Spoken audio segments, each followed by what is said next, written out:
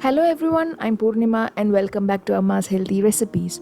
Today we are going to make toppings for ice creams and milkshakes. We are going to make this with 3 ingredients within 5 seconds. Let's check out the recipe.